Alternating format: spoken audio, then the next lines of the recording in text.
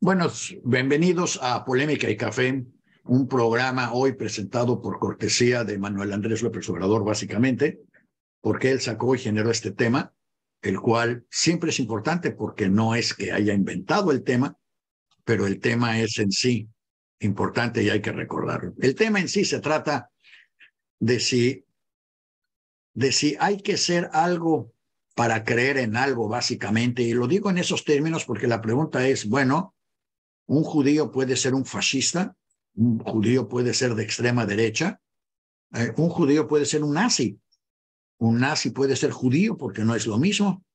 Y la respuesta a esta última pregunta es sí.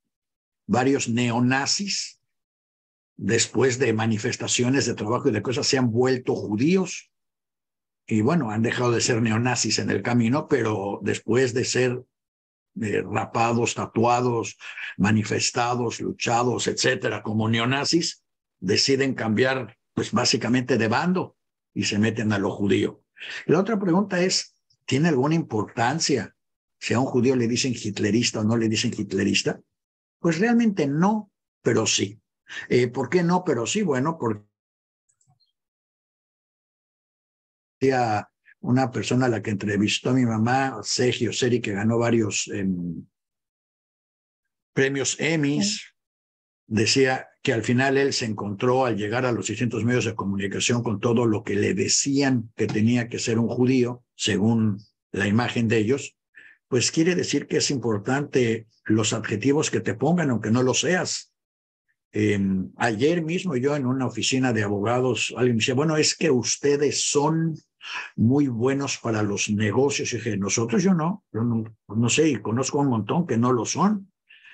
No, bueno, lo que pasa es que ustedes, y tantito yo siempre cuando me dicen esas cosas, acorralo a la gente, los presiono para que digan exactamente qué quisiste decir. Y entonces resultó que quería decir que varias de las personas que él conoce en Tijuana hacen negocios y tienen dinero y algunos no son muy honestos y él ha peleado contra algunos de ellos, legalmente representado a los que, curiosamente, a un judío en contra de otro judío, que no tiene nada de curioso, pero eso significaba que hay un judío que fue tramposo y un judío que no fue tramposo, que fue tramposeado. Pero la presencia es, bueno, si eres judío tienes que ser empresario, no. Si eres judío tienes que ser rico, no. Si eres judío tienes que ser tramposo, no. Pero están los adjetivos. Y en este caso, pues el adjetivo que se usó es fuiste hitleriano. Voy a decir algo también. Yo tuve que escuchar varias veces el discurso de Manuel Andrés, porque dije, bueno, ¿él realmente le está diciendo hitleriano a Al-Azraqui o le está diciendo, o lo que le está tratando de decir en el idioma extraño que usa Manuel Andrés, siempre vago, siempre tratando de inventar una nueva frontera? Le estaba diciendo nada más, yo creo que tú eres un fascista, yo creo que tú eres de derecha, porque yo a Manuel Andrés me identifico como de izquierda, lo cual es muy penoso porque todos los que se identifican como izquierda han desacreditado por completo a la izquierda.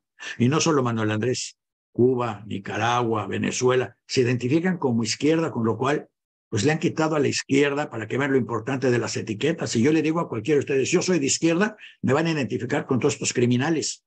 Y digo criminales porque Maduro es un criminal, Daniel Ortega es un criminal, Castro es un criminal, y además son dictadores y no son de izquierda, son dictadores, punto. A lo mejor son comunistas, pero definitivamente no son de izquierda ni son socialistas, pero pues ya mancharon con la sangre que han tirado y con las leyes que no han respetado, ya mancharon el nombre para siempre. Y entonces la pregunta es, Carlos Salazar, ¿por qué no puede ser hitlerista? Bueno, porque para ser hitlerista primero tendría que suicidarse. ¿Por qué? Porque lo primero que tendría que hacer para ser hitlerista es reconocer que hay razas y que las razas tienen un cierto valor de acuerdo al hitlerismo. La raza número 1 son los blancos anglosajones. Todos los demás están para servirles a ellos. La última raza son los gitanos.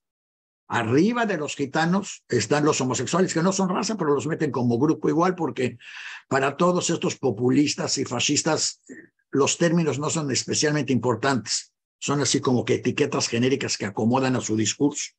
La que se sigue arriba son los judíos, la que sigue arriba de los judíos son los polacos y la que sigue arriba de los polacos son los latinos.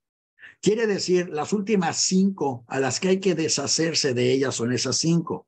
Para quienes no lo sepan, el basurero en Auschwitz, o sea, la bodega de la basura, donde se juntaba lo que ya no podían hacer absolutamente nada con ellas, ese basurero se llamaba México. Donde estaba la bodega de las cosas buenas se llamaba Canadá y la mala se llamaba México. O sea, después arribita de los judíos están los mexicanos.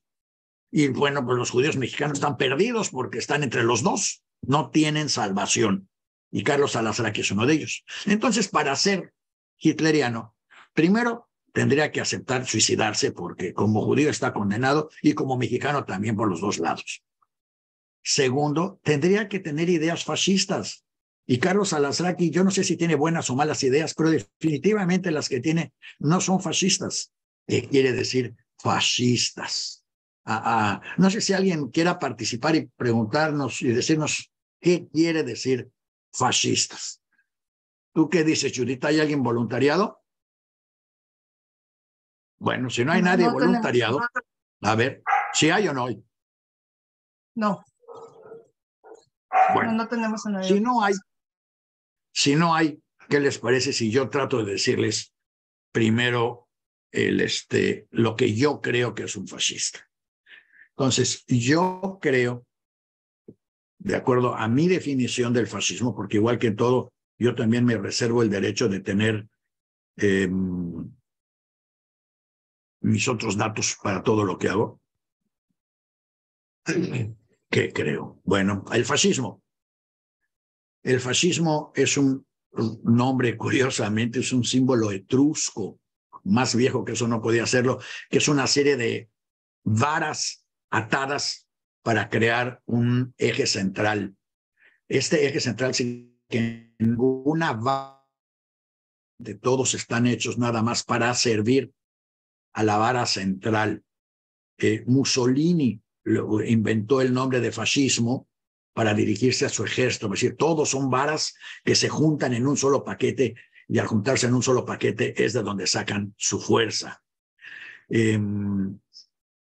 ¿Qué determina quién es un fascista? Bueno, lo primero es que el fascismo siempre, de alguna manera, rechaza el futuro y el modernismo para establecerlo como que el futuro solo va a ser bueno si somos fascistas.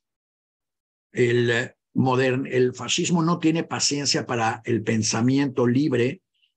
El fascismo esto es, yo ya te dije lo que es y todos lo tenemos que seguir. No seguir lo que yo digo es traición que merece la muerte. No puede haber crítica, no puede haber comentario. Ya te dije, nada más actúa y hazlo. El fascismo está fundado en el miedo a lo diferente o a la diversidad. El fascismo siempre tiene además los buenos y los malos en una definición muy clara de blanco y negro. Ellos son los buenos, ellos son los malos. Más bien nosotros somos los buenos, ellos son los malos. Y no hay apelación posible. El fascismo siempre usa la frustración social, que siempre la va a haber, que a veces en momentos históricos hay más o hay menos, y cuando hay crisis económicas como la que está viendo ahorita, o la que hubo en la depresión, el fascismo gana siempre adeptos que lo que buscan es alguien a quien echarle la culpa, porque sí hay a quien echarle la culpa. El problema es que echar la culpa nunca es a los que escogen para echarles la culpa. Quiere decir, bueno, no voy a entrar en ejemplos específicos, pero por lo pronto vamos a decir que llaman la frustración social para juntar a todos los frustrados sociales para que en vez de buscar soluciones productivas, buscan soluciones agresivas. Si matamos a los malos, todo va a mejorar para nosotros. Que le pregunten a los venezolanos si eso funcionó así o a los cubanos. Y por cierto, cuando alguien me critique por lo que digo de Cuba, nada más yo quiero saber cuándo fue la última vez que hubo un barco de refugiados, así fueran nicaragüenses o hondureños tratando de entrar a Cuba, al gran paraíso comunista que han creado estos dictadores. ¿O cuándo fue la última vez que un grupo de costarricenses trataron de entrar a Nicaragua? Porque el día que haya algo de eso, yo creo que además los van a encerrar por locos. El hecho es que nadie quiere emigrar a un país fascista, por lo menos no en sus años finales. En sus años iniciales, sí. En sus años iniciales, en el fascismo italiano y el fascismo alemán, fueron muy atractivos para mucha gente porque al juntar y meterlas al ejército básicamente, o a una policía, o a un grupo pandillas del bienestar, o a como le quiera usted llamar, se les da de comer mínimamente, pero ya no aparecen como desempleados en la calle. Además, si bien el sueldo que les dan no alcanza, alcanza para tenerlos juntos, precisamente como los faches, y para que no anden en la calle creando más problemas que el mando mayor les dice que tienen que crear. En fin, hablan sobre todo de seguridad nacional, la cual generan bajo sus términos. Solo está seguro el que dirige su pandilla y sus amigos. Los demás son un problema para la seguridad nacional y tienen que desaparecer, como lo desapareció Pinochet.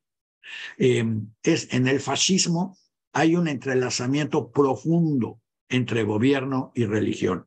No hay fascismo exitoso sin que la religión lo apoye. El peor o más dramático o triste ejemplo de eso es la relación entre el Vaticano y la Alemania nazi. Hitler no tenía posibilidades de tomar y de gobernar Alemania hasta que el Papa nazi tuvo una reunión con él y aceptó sacar de Alemania al director del Partido Socialdemócrata, que era católico, llevárselo al Vaticano, de donde no lo soltó durante toda la guerra, y quitó el castigo que tenía la Iglesia Católica de que cualquiera que fuera nazi estaba excomulgado de la Iglesia, y dijo que ya no, ya puede ser católico y ser nazi, aunque hagas todo lo que tiene que hacer un nazi. ¿Qué quiere decir eso? Hay que defender al no nato, pero hay que matar a diestra y siniestra a todos los ya nacidos. Es una relación que yo nunca he podido entender, pero a mucha gente le queda muy clara. Mientras el punto sea controlar el útero de una mujer, todo se vale. En el momento en que sale del útero ese ser, ya sirve para alimento de cualquier idea que ellos quieran. En fin, en el fascismo no hay sindicatos y los sindicatos son controlados. En el fascismo se suprime o se persigue o se elimina toda libertad individual en distintos niveles. O sea, no se da todo de un día al otro. Se controlan absolutamente los medios de comunicación y sobre todo el discurso político.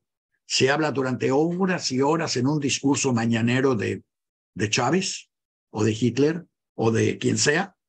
Luego los medios de comunicación están contratados para repetir ad infinitum lo que se habló en la mañana, y al final del día de lo único que se habló fue de lo que quería que se hablara quien controla la propaganda política.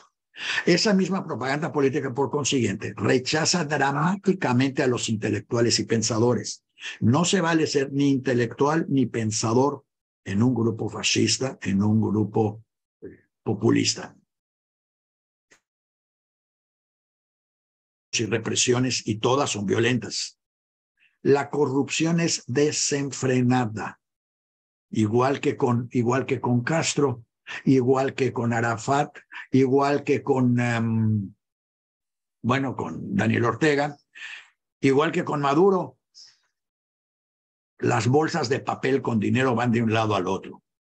Y claro, se busca, cuando llega al poder por medios democráticos, lo primero que se busca hacer es desarmar el tinglado democrático para que otros no puedan llegar a quitar a los populistas de ahí. Así pues, la definición básica es: el populismo tiene un caudillo, todos tenemos que seguir al caudillo, las instituciones están sujetas a la voluntad del caudillo. Es algo así como: no me digas que no se puede por la ley la hago, yo soy la ley. En algún lado hemos oído esas frases. Siempre se habla de los pobres, de cómo hay que cuidar a los pobres, y siempre que se puede se habla de Dios, y en muchos casos específicamente se habla de Jesús y de Cristo. No quiere decir que todos los que hablan de Jesús y de Cristo sean fascistas, pero para el fascismo y el populismo la iglesia ha sido importante, aunque, debo destacar, no lo fue en Nicaragua y no lo fue en Cuba, al contrario. Pero en fin, el fascismo da algo muy importante a la gente, por eso existe y por eso sobrevive. Le da una razón de ser, porque el fascismo le dice a la gente, tú que crees que no eres nadie, eres mucho. Tú eres una parte vital. Sin ti no existe el fascismo, no existe el grupo. Y tú estás aquí para mejorar al país. Ayúdanos a hacer lo que ya te dijimos que hay que hacer. No lo pienses, no lo critiques, no lo analices, nada más haz lo que te dijimos que tienes que hacer. Y claro, en el momento en que este pueblo, que además lo hace por bueno, no lo hace por malo. Unos sí, la verdad, unos lo hacen porque son unos sadomasoquistas, pero otros lo hacen porque realmente quieren mejorar ellos y a la sociedad que los rodea y creen que lo van a poder hacer de esta manera. Y para cuando se dan cuenta que las medidas que están haciendo, todas son falsas, todas son ¿cómo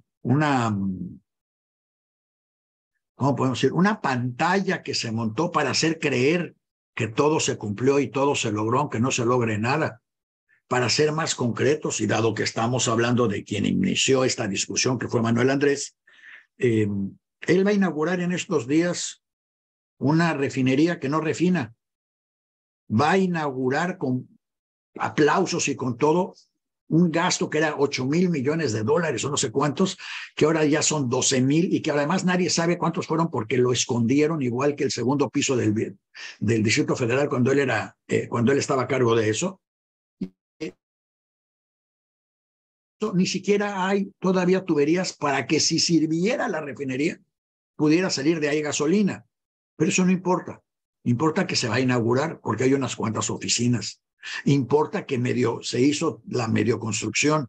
Importa que el dinero que ya se gastó ya fue a dar a las bolsas de mucha gente. Sí, también a las máquinas que están ahí, pero indiscutiblemente también a las bolsas de mucha gente, porque si no, no habría populismo.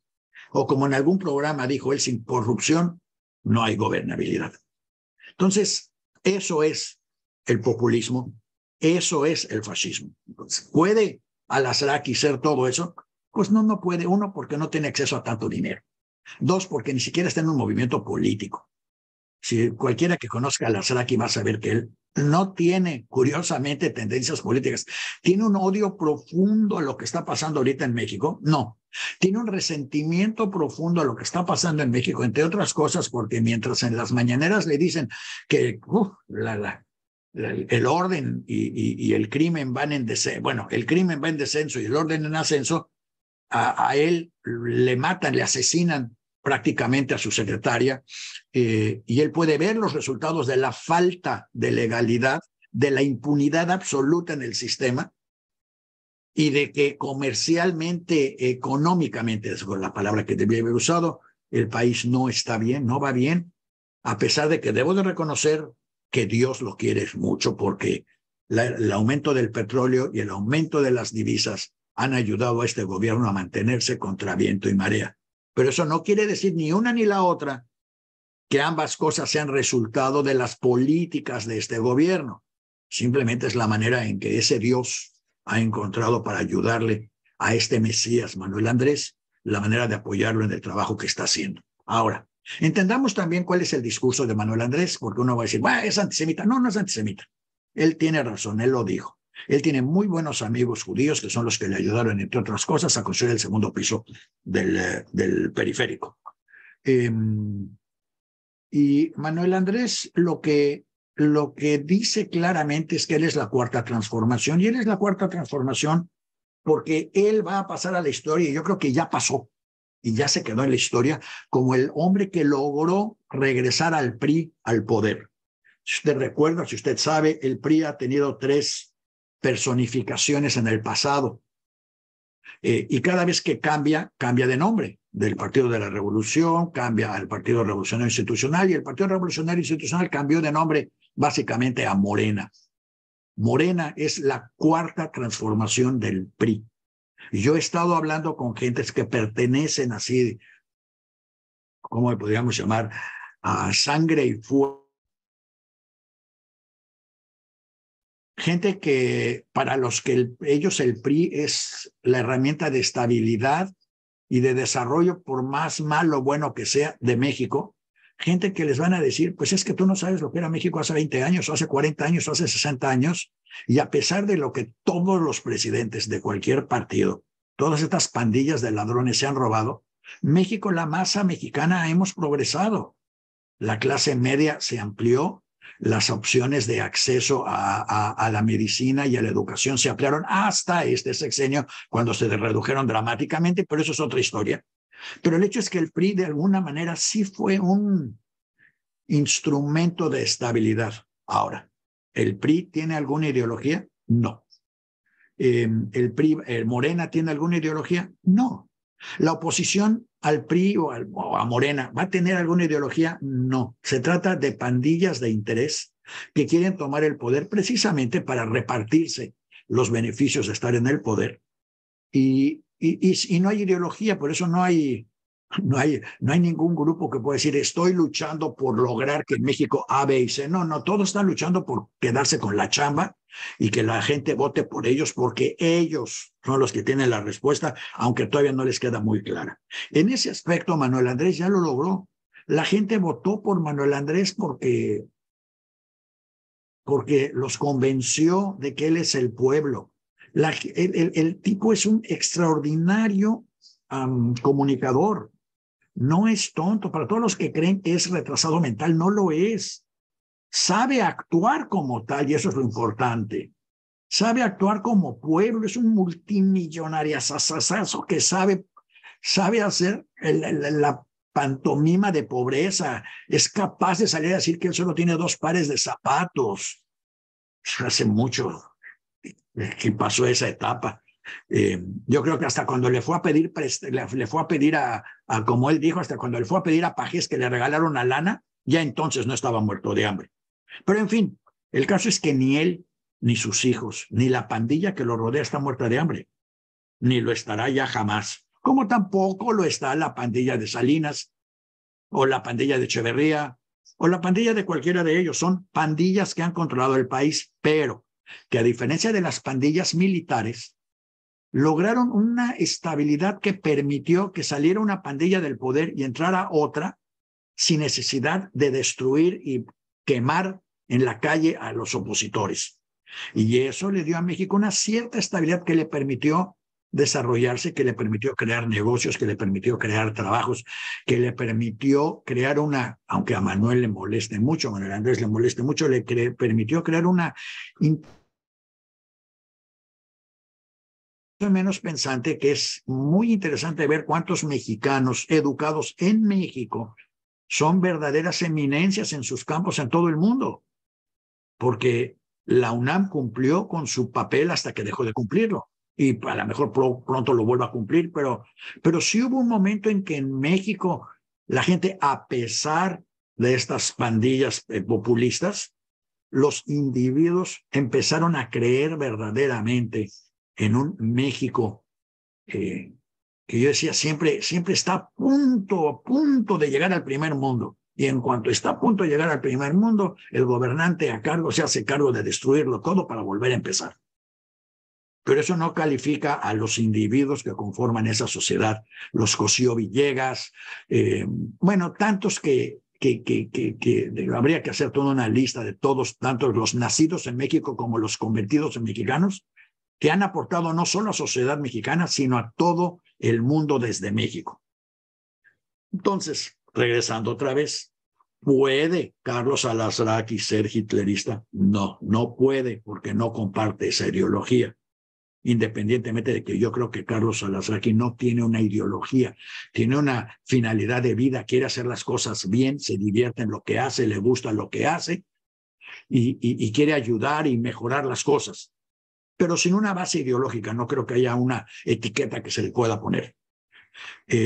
¿Puede Manuel Andrés llamarlo hitlerista? Pues puede llamarlo lo que sea, pero lo más curioso es que Manuel Andrés abrió con su discurso un hoyo negro, porque gracias a su discurso, unos cuantos, debo reconocer que no todos, pero unos cuantos se dieron cuenta que este señor, que todo lo que quiere es precisamente pasar a la historia como el que logró reinstalar al PRI con todos sus vicios en el poder y que ya lo logró prácticamente. También logró destruir lo que él identifica como los grandes enemigos del PRI, que son los maestros, los pensadores, los que de veras quieren trabajar en algo. Pero además, y finalmente, Manuel Andrés quiere estar en control del discurso, quiere estar en control quiere ser el centro del país, y lo es indiscutiblemente, y quiere que todos los demás funcionen como enanos mentales a través de él. Él sí puede ser hitlerista. Él, al abrir este tema, permitió que todos los que nos han escuchado en el pasado o nos escuchen en el futuro puedan relacionar su gobierno con las técnicas y las tácticas de propaganda y de control de masas de los hitleristas, de los fascistas, porque él está siguiendo el libro. Hay que hacer esto y hay que hacer esto y luego hay que hacer esto. El mismo libro de Trump, no de por nada Trump lo que es Trump, lo cual para él puede ser un gran halago, pero para todos nosotros una clara señal de que entre los populistas y los fascistoides se identifican entre ellos claramente y se dan el respeto entre ellos que ellos creen que se merecen. Regresando otra vez, ¿puede Carlos Alazraqui ser populista? Ya dijimos no, porque no tiene ideología. ¿Puede Carlos Alazraqui convertirse sin querer en un problema para el populista? Sí, sí puede, porque el populista lo lanzó con argumentos muy tontos, argumentos que primero lo descalifican a él, quiere decir, descalifican a Manuel Andrés. Manuel, si alguien califica como goebbeliano, es Manuel Andrés. Si alguien califica como profascista, es Manuel Andrés. Si alguien está creando o tratando de crear toda la infraestructura necesaria para controlar el país sin tener que estar en la presidencia, es Manuel Andrés. Si alguien está trayendo, pues no les voy a llamar fascistas porque ellos no son más que peones, pero si alguien está trayendo iraníes, venezolanos y cubanos a México, es Manuel Andrés. No es Carlos Alazraqui. Entonces, si alguien sería fascista, profascista, digámoslo así, o protofascista, si alguien pudiera ser un peligro para la democracia en México, es Manuel Andrés, no Carlos Alazraqui. Sin embargo, Carlos Alazraqui debería de usar la oportunidad, primero, para agradecerle a Manuel Andrés el enorme favor que le hizo.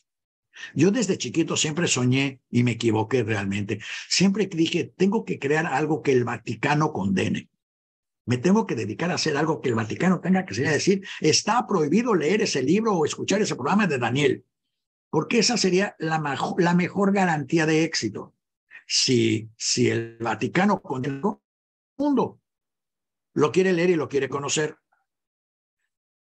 Si Manuel Andrés condena a Alazraqui y empieza a discutir con él términos tan estúpidos como soy yo hitlerista, ahora eres tú hitlerista, soy populista, ahora eres tú populista, le está dando una publicidad a Carlos que jamás, y una preponderancia que Carlos jamás hubiera logrado por sí mismo. Porque a pesar de que sus programas son buenos y sus invitados interesantes, tenían un tope de cuánta gente los iba a escuchar o los iba a continuar escuchando constantemente. Tope el cual, gracias a Manuel Andrés, fue superado. Así es que lo primero es, Carlos, si es algo, es un beneficiario de las políticas de Manuel Andrés, por más que esto suene dramático. Segundo, sí, Manuel Andrés, en esta comunidad, casi entiendo lo que quiso decir cuando dijo que no nos da una libertad a la comunidad para criticarlo. La comunidad no necesita permiso de él para criticarlo. La comunidad judía no necesita permiso de él. Nadie necesita permiso de Manuel Andrés para criticarlo. Ahora, los que conocemos las consecuencias de un régimen fascistoide, hitleriano, populista, somos los primeros en detectar que algo así se está dando. Y como ya lo vivimos en carne propia o en carne ajena, en familiares perdidos que no conocemos o que no sabemos, en lenguas perdidas, en culturas destruidas por esos regímenes, somos los primeros en empezar a llamar la atención de todo el mundo, en decirle a la gente, vean, tengan cuidado porque esto está pasando. Somos, y como tal, es como yo he determinado muchas veces qué es la comunidad judía. La comunidad judía es básicamente el canario en la mina. Para quienes no saben de minería, y yo la verdad no sé mucho de minería, solo este tema, pero sé que en las minas se baja con un canario en una jaula. Digo, pobre canario, porque si el canario se cae, quiere decir que el oxígeno se está desapareciendo y que ya están en peligro los humanos que están ahí. El canario es más sensible a la falta de oxígeno que los humanos y lo usan como tal. Los judíos somos el canario en la mina para los gobiernos populistas y los gobiernos fascistas. Casi siempre. Hasta en Estados Unidos, donde hay sectores enormes de la comunidad judía que es pro-trumpista, la parte judía, llamémosle, los intelectuales o los salidos de Europa no lo son, porque notan y saben y identifican las acciones de Trump como acciones prefascistas. Y a lo mejor Trump no es el fascista, pero seguido de los van a aprovechar. No quiero caer en la desviación de si Trump es bueno o es malo, porque no me interesa ahorita. Lo que me interesa es el término hitlerista relacionado con judíos. Sí, sí puede haber judíos que sean fascistas. Los hay y los ha habido. Hay gobiernos, y no me voy a meter en el tema tampoco, judíos que han sido fascistas en el término de que ellos tienen la única verdad, de que atacan a la libertad de prensa en su país, de que todos tienen que hacer lo que ellos digan y de que ellos son los únicos dueños de la verdad. Jabotinsky, para efectos prácticos, era un ideólogo del fascismo sionista. No hitlerismo, nada más fascismo. Y fascismo no quiere decir que hay que matar a todos. Los italianos eran fascistas y no mataban a nadie. Nada más querían controlar a todos. Ahora, habiendo dicho esto, y aunque la mitad del mundo no esté de acuerdo conmigo en quiénes podrían ser o no fascistas judíos, el ser judío no evita que seamos fascistas. Es más, yo estoy seguro que antes de la Segunda Guerra Mundial, no lo puedo comprobar, pero estoy casi convencido porque conozco a otros industriales y comerciantes judíos hoy en México, por ejemplo, que estarían más que felices en ayudar a Andrés Manuel en cualquier cosa, mientras les repercutan en utilidades a ellos, porque no ven las consecuencias de que el negocio que están haciendo, además de generarles utilidades a ellos, está generando la estructura que necesita aquel para quedarse para siempre en el gobierno y que finalmente se va a repercutir en contra de él. Pero partamos de la base, tan hubo judíos nazis que apoyaron a los nazis en su momento, que la historia de la marca de Porsche es clásica. El judío que inventó la compañía Porsche junto con la familia Porsche murió intentando volver a la familia Porsche, a pesar de que lo corrieron, lo cuchearon, lo mandaron a Estados Unidos, le quitaron sus copyrights, todo, no importa. Para él, el ser parte de la familia Porsche y de la Alemania nazi era muy importante y nunca midió las consecuencias que tuvo para otros el haber participado. Entonces, sí lo puede haber, pero no es el caso definitivamente ni de Carlos Alasraqui ni de ningún miembro de la comunidad judía que yo conozca. No hay judíos fascistas en México, aunque sí los hay populistas. Y para eso sabemos de una en particular que no mide las consecuencias o que las consecuencias son a su favor y que es populista, Claudia Sheinbaum. Y no la estoy criticando, nada más la estoy identificando. Claudia es judía, viene de una familia muy judía que no les quede la menor duda. La familia Semo era famosa como activista de izquierda dentro de la comunidad judía. Viene de una familia sefaradí que no era activista de nada, que son los Pardo, influencia Yoselevich, y toda una mezcla de nombres y apellidos de individuos que fueron activos dentro de la comunidad judía y dentro de la izquierda mexicana, buscando el bienestar o un sistema que ayudara más a eliminar la pobreza de México. Desgraciadamente, estos movimientos terminaron cayendo en la personalidad del líder y con eso perdieron toda viabilidad. Yo no sé si el comunismo alguna vez fue bueno, pero en cuanto el comunismo se volvió stalinismo, dejó de serlo para todos. Yo no sé si la revolución cubana tenía alguna posibilidad de éxito, pero en cuanto se volvió Castro, dejó de serlo. Yo me imagino que Nicaragua tuvo oportunidad de desarrollarse, de crecer y de salir de su tremenda pobreza mental, moral y económica, pero en cuanto se volvió Daniel Ortega, dejó de serlo. Entonces, no sé, pero sí los hay. Segundo,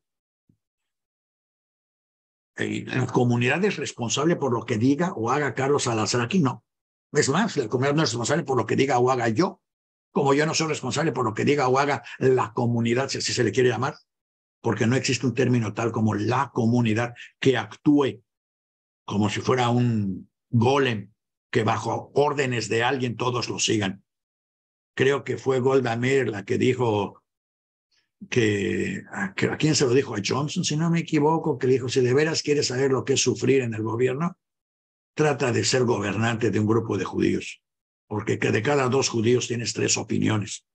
Todos inventamos, tenemos opiniones, las creemos, las inventamos, las pensamos, repensamos, cambiamos. Un día en la mañana somos esto y en la tarde somos lo otro, porque analizamos. Y él quiere decir, no quiere decir que analizamos, seamos buenos analistas, quiere decir nada más que analizamos. Y entonces cambiamos de opinión constantemente porque buscamos soluciones. En fin, esto es para aclarar los términos hitlerista y fascista en el gobierno, en la situación actual de México. Lo que es importante destacar para mí hoy en particular es el peligro, porque si ustedes recuerdan en otros programas, yo había destacado mucho y había insistido mucho que es increíblemente importante el que el término judío como generalización no se haya usado en las crisis económicas o en las crisis políticas, ni en Estados Unidos, ni en México. Sí se usa en Hungría, sí se usa en Polonia, sí se usa en Lituania, pero no acá. Y ahora, con esto que está sucediendo, ya salimos al ruedo. Botella, ya no hay manera de volver a meterlo. El término judío y la relación de este término con o sin sus individuos, con el gobierno de Manuel Andrés, ha pasado a un nuevo nivel, en el que yo no sé qué traiga el futuro, pero sí sé que no va a ser del todo bueno, o por lo menos no va a ser silencioso, porque los judíos no van a dejar de criticar y de dar sus opiniones y de ser públicos, tanto los que estamos afuera como los que están adentro, que no es que sean los únicos, pero son los únicos que se les puede determinar más fácilmente, porque fifis, pues todos sabemos lo que es un fifi, y casi todos los judíos que haríamos dentro de la terminación de fifis, no por ricos, sino por no ser miserables. Y no somos miserables porque hay una comunidad que nos ayuda, no que nos promete. A judíos pobres en México, la comunidad los ayuda a que no sean miserables, a que no mueran de hambre. Bueno, no solo en México, en Estados Unidos, en todos lados. Y nos ayudamos, no sé si es porque somos muy buenos o nos queremos mucho, o nos ayudamos para que nadie pueda usar el pretexto de que los judíos miserables le están costando al país o de que somos unos miserables. Entonces nos ayudamos porque 1, así viven mejor, 2, así es como se recicla el capital genético en la comunidad, porque uno nunca sabe si el hijo del rico se va a casar con la hija del pobre, porque el ser rico o ser pobre es rara vez es el determinante de un matrimonio judío clásico. En un matrimonio judío clásico, la capacidad mental de uno o lo de los 2 cónyuges es lo que determina la relación. En Violinista en el Tejado, el carnicero lo que quiere es a una mujer buena, joven, bonita, educada. Ella lo que quiere es a un maestro intelectual, pensador, que prometa y que ofrezca la salvación futura. O sea, el hecho de pensar, de estudiar, de analizar es importante dentro de la mezcla genética judía. No es que seamos más inteligentes, pero si en la casa se la pasan los papás todo el tiempo, a ver tu boleta, a ver tu tarea, ¿por qué hiciste esto? ¿Cómo que le reclamaste a la maestra? Cualquiera de ustedes que sea maestro sabe que hoy en las escuelas no puede uno regañar a los niños. Ay, no lo regañes porque si no su papá se va a enojar. Y eso se da también ya en colegios judíos, desafortunadamente, pero antes no era así. Como lo dijo Seji, el maestro era el maestro, para bien o para mal. Y teníamos que estudiar y teníamos que traer calificaciones y teníamos que justificarlas. Y el que no era capaz de traer buenas calificaciones, pues iba al colegio militar. Y el que no era capaz ni siquiera de sobrevivir al colegio militar, pues se iba a trabajar con el papá y ya otra cosa. Pero las niñas, ¿por qué hasta las niñas? Porque no estaba de moda el movimiento feminista, pero todas tenían que ser psicólogas o algo. Y hasta la fecha, muchísimas de ellas son verdaderas personalidades en todas partes del mundo. No porque sean judías, sino porque trabajaron, estudiaron y le echaron ganas. Casualmente también son judías, pero eso no es un determinante genético. Y esto es algo que deberíamos de insistir mucho en todo México. Quienes critican a Manuel Andrés lo critican por lo que está haciendo o por lo que está mintiendo o por cómo lo está haciendo. Pero también hay judíos que lo apoyan. Nadie puede negar el judaísmo de Claudia. Y no es la única allá adentro, hay otros, por interés o por lo que sea. Entonces, lo único que tenemos que asegurarnos a partir de ahora es que no se determine nuestro término de comunidad judía o de miembro de la comunidad o de originario judío con enemigo de la transformación, que fue lo que él trató de hacer en su último discurso. Esa es la parte más peligrosa. No necesitamos que nos den una patente de corso para criticarlo. Lo criticamos porque somos ciudadanos mexicanos y tenemos el derecho de criticarlo, aunque a él no le guste. Lo criticamos porque también criticamos a Salinas y también criticamos a Peña Nieto. Y es cierto, a lo mejor nuestras críticas no evitaron que ninguno de estos pandilleros ladrones vaciaran el país, pero los criticamos. También es cierto, hubo muchos miembros de la comunidad que los apoyaron porque fueron cómplices de ellos, sí es cierto. También hay otros que los aplaudieron porque trabajaban para medios de comunicación vendidos para ellos, también es cierto. En resumen, habemos de todo. El término judío como tal no es determinante de absolutamente nada. Y eso es lo que Manuel Andrés tiene que repetir varias veces. El hecho de que él tenga 3 amigos constructores judíos, amigos, socios, compinches y lo que él les quiera llamar, pues qué bueno. Ojalá tenga muchos más y ojalá conozca a muchos más. Pero no los tiene ahí por ser judíos, ¿eh? Él no salió a la calle a decir, a ver, quiero un judío que me ayude. No, no, no. Él salió a la calle a decir, a ver, ¿quién me va a ayudar? Y casualmente, estos señores, que casualmente son judíos, estaban disponibles para ayudar. Y siguen seguramente siendo parte del grupo de apoyo a este señor. Entonces, más que nada, en polémica, lo que queremos dejar planteado es qué es y qué no es un judío. Y el peligro de que se use el término, a mí me preocupa mucho más el término judío, patente de corso a la comunidad judía, que el término hitleriano. Porque hitleriano puede ser cualquier imbécil que se las da de ínfulas de fascista. Pero miembro de la comunidad es cualquier pobre tipo que es miembro de la comunidad por ser miembro de la comunidad y que a lo mejor es tan mediocre como otros, o tan inteligente como otros, o tan trabajador como otros, o tan lo que usted quiera como otros. Y unos trabajan en la Merced, y otros trabajan en el centro, y otros trabajan en Interlomas, y otros no trabajan. Pero son determinantes sociales, económicas de ellos, no son por ser parte de la comunidad judía. Lo único que tienen por ser parte de la comunidad judía es que no están totalmente muertos de hambre y abandonados, como otros sectores, desafortunadamente, del país, que sí, si se pudieran organizar, como con todo respeto se ha organizado la comunidad judía, todos tendrían medicinas para el cáncer para sus hijos. A lo mejor no tendríamos el servicio médico danés que ha creado en teoría Manuel Andrés, y no se rían, la gente en la calle, algunos se lo creen, porque además ni siquiera saben dónde está Dinamarca. Usted se sorprendería de cuánta gente no puede localizar en un mapa a México, pues menos a una Dinamarca. Y lo único que saben es que son así como que, ¡ay, tenemos servicios médicos daneses! Pues sí, nomás váyase a parar a cualquier oficina del Seguro Social y dígame, y pregúntele a la gente en la cola cuál es la diferencia entre el servicio que reciben ahí y el servicio que recibirían en Dinamarca, pues no tienen ni idea. Eso es un demagogo. Eso es un populista, quien sabe usar esas cosas para que la gente le crea todo. Y la gente que yo conozco que desafortunadamente conozco en esos ámbitos, les puedo decir, uno, hay gente que está regresando a México ante la convicción de que al fin el PRI, el viejo PRI, se ha transformado y regresa al poder como debería de regresar. Y ellos van a México a buscar una posición en el nuevo cuarta transformación del PRI, porque ellos sí entienden cómo funciona ese sistema. Otros van a seguir saliéndose porque esa transformación del PRI va a seguir generando pobreza. Vean nada más como colofón al programa de hoy. Murieron 40 y tantas personas en un camión. El camión salió de México.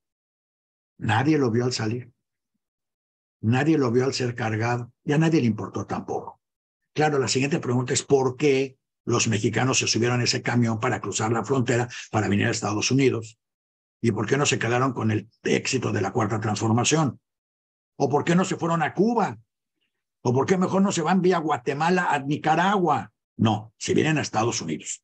A ver si logran conseguir un trabajo de ilegales que les va a pagar un poquitito y con ese poquitito van a lograr mantener a sus familias en México que viven.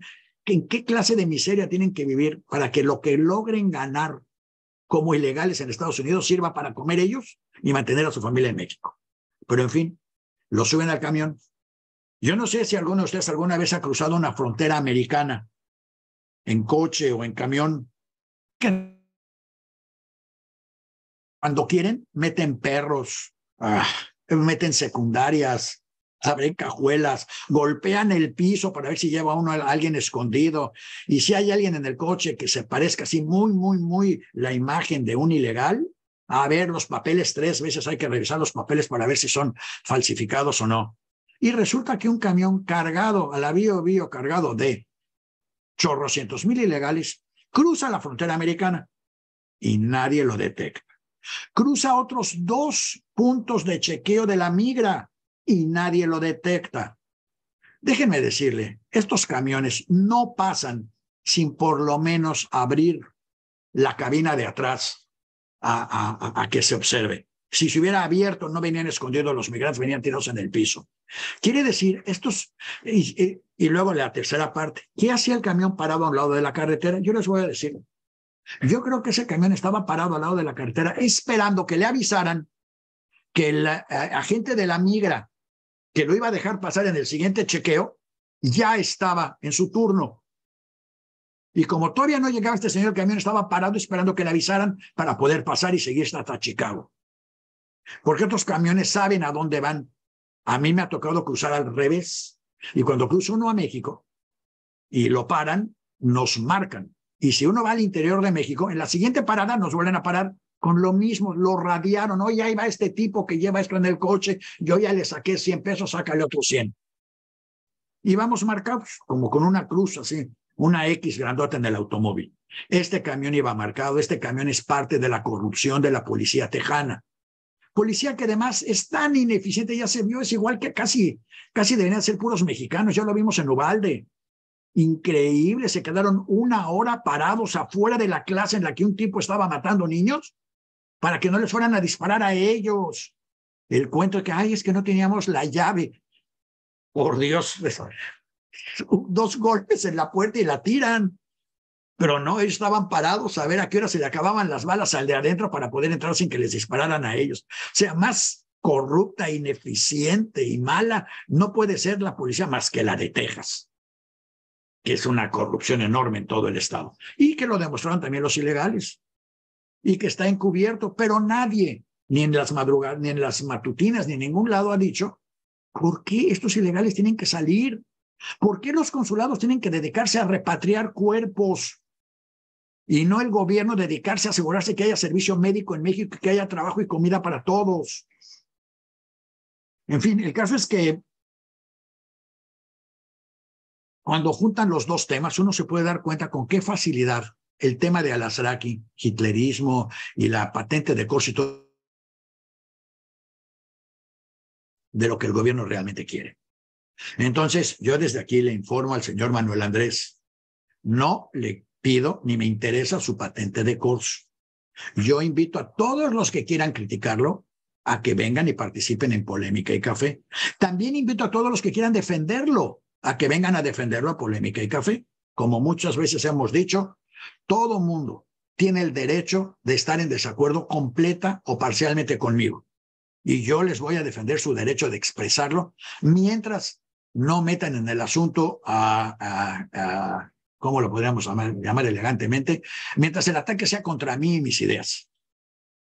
Y no me salgan con barrabasadas de que ustedes, los judíos, que quieran, no, eso no se vale. Soy yo y conmigo es lo que quieran.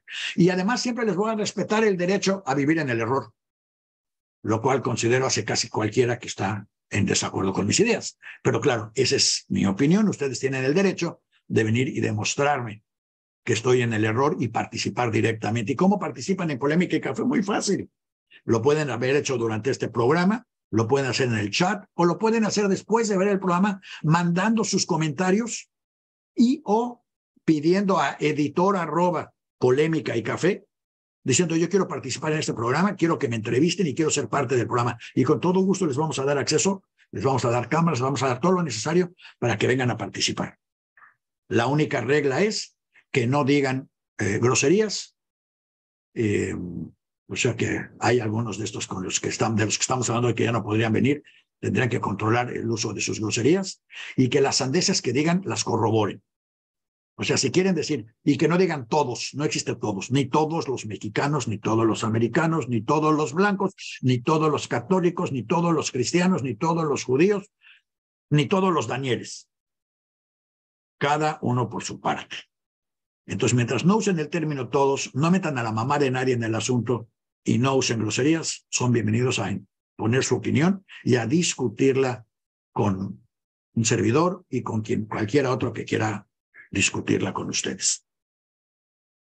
¿De acuerdo, Judith? ¿Ya ven? Hasta Judith ya renunció. No, de acuerdo. No. Muy bien. ¿Alguien quiere participar o damos por terminado y lo dejamos abierto para que en la memoria la gente pueda entrar y decir, yo quiero mandar mis comentarios? También lo pueden hacer anónimamente.